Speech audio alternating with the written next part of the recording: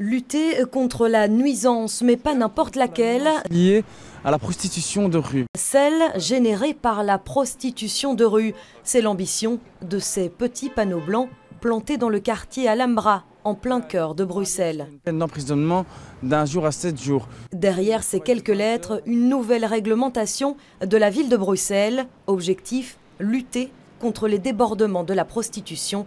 Une demande des citoyens du quartier. Je suis d'accord que la prostitution doit exister.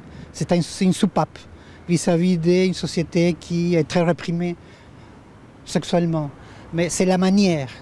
Il n'y a pas de gestion de cette prostitution.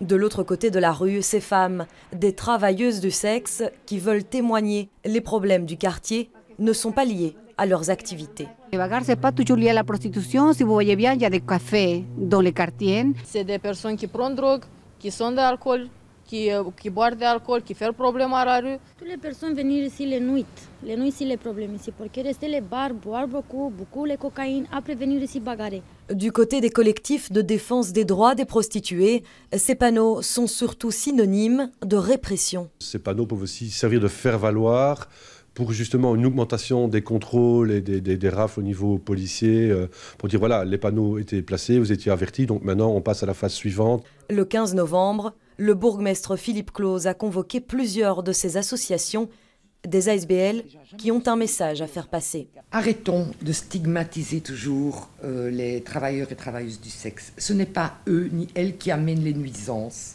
Ce n'est pas eux et elles. Et essayons de trouver un arrangement tous ensemble pour que tout le monde puisse vivre en paix.